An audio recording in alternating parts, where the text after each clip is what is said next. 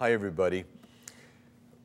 Last summer, I gathered together everybody who would respond to me who had small children in their home.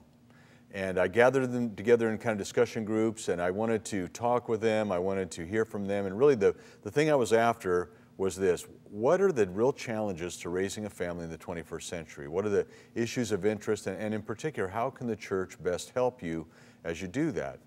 And so, we gathered these discussion groups, and I frankly learned a lot out of it. And one of the things that I learned that stuck with me the most was that parents today, they want to find a way to navigate the culture that we live in and help their children navigate the culture that we live in such a way that they can use it without being overwhelmed by it, that they can be exposed to it, not be afraid of it, and not hate it.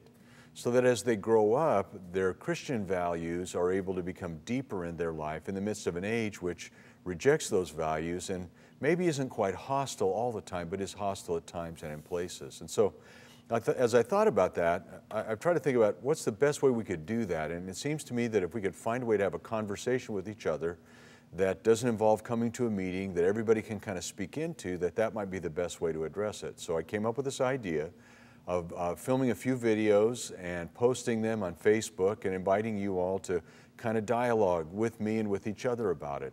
My thought is that as we make these, other video ideas will come forward, and maybe I'll make them, maybe you'll make them, maybe we'll find an expert to speak to us about this or that issue, but we can kind of together as a community kind of work on this and to the benefit of all of us. So today what I want to talk with you about in this video is the topic of prayer.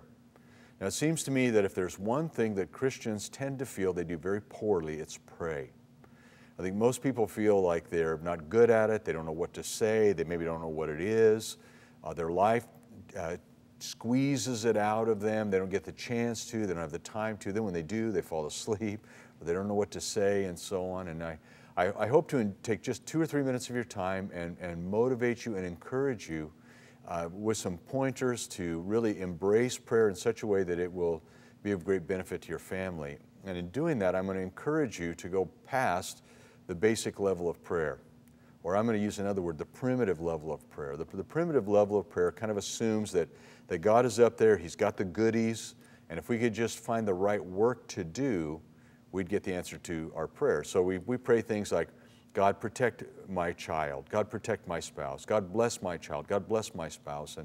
And while that's certainly not bad, and I think God may even answer those prayers, I just think there's something much more rewarding, much richer that is available to us. Richard Foster said something years ago that really has always stuck with me. He said that prayer is being taught to see God's point of view progressively. I think that's just brilliant. I think that's exactly what prayer is all about. And when I think about it like that, it stops being work to me, and instead it becomes a means of relationship. It means that God wants to engage with me in prayer in such a way that I get to know Him better and get to know His perspective better. Now, to be able to approach prayer like that means, I think, first of all, that we come at it in a way that we like, a way that's comfortable for us. Maybe for some people that in itself is a little bit shocking because it seems like prayer ought to be like difficult or hard or formal or something, but I don't really think so. If I'm being taught to see things from God's point of view progressively, if I'm learning to know Him better, that is a profoundly relational thing. And so it's important to me then to be able to connect with Him in a way that works for me, a way that's good for me. Now, I always encourage people to think about their learning style as a way to do this. And there are, at least from one paradigm, 3 different kinds of learning styles. One is what we would call a visual learner. Like me, I'm a visual learner. That means that I learn things by looking at them. So I like to read a lot. I gain a lot from a book. I like paradigms. I like diagrams. I can see that because I see it with my eyes visually. I can conceptualize it in my brain, and I can do something with it. I can use it. It works for me like that. That's my primary learning style. Now, some people are primarily auditory learners. That means that they learn things by listening or by hearing. You know, if you're good with foreign languages, if you're a musician of any kind, probably you have a strong auditory learning style. You're able to hear things and people, and you can then do something with it. Maybe you ask for directions. People tell you the directions, and you understand it. You can take those words, and it becomes a framework in your mind that you then can do something with. Now, some people are kinesthetic learners, and kinesthetic learners are hands-on learners. They're people, they want to manipulate things, they want to do things. Like, if you're good with your hands, if you're good with mechanics, if you're good with like directions and you just instinctively know, kind of north, south, east, west, those kind of things, very good chance you're primarily a kinesthetic learner.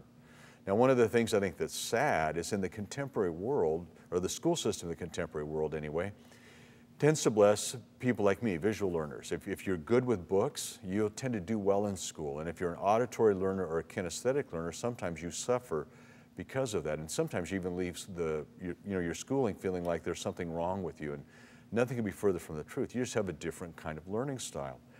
And so what I encourage people to do is to begin their prayer time in some way that connects with their learning style. I mean, I just said that, that Richard Foster says that prayer is learning to gain God's perspective progressively, so that's what I want to do. So as a visual learner, I always start with reading something.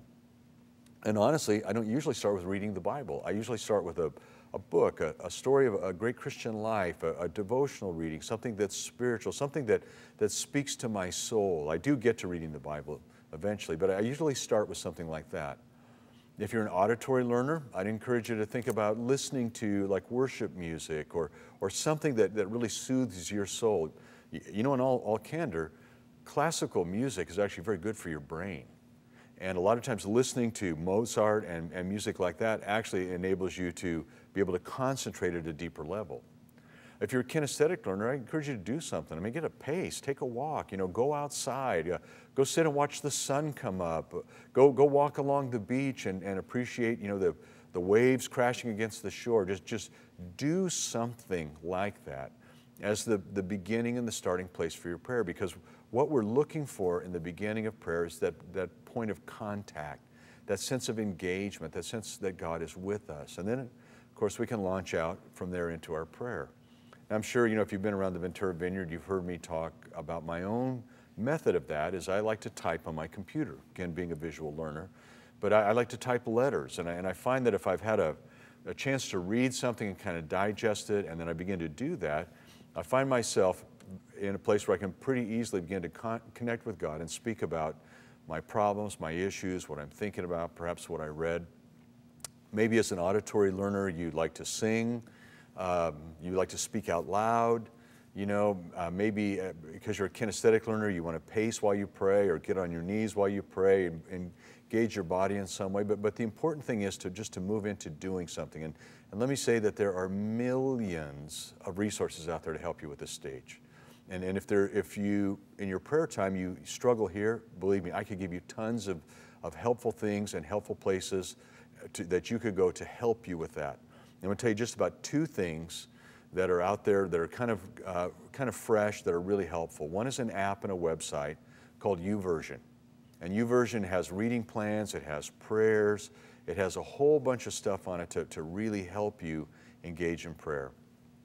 The other one is explorefaith.org. And explorefaith.org is primarily about prayer. And it's got tons of different ways to pray. It's got stories to kind of help you and things like that. The important thing is to connect with God, and then to put yourself in a place where you're talking to Him about the things that matter to you and feeling like you are connecting with Him. From that place then, you can ask God the primary question, and here's the primary question.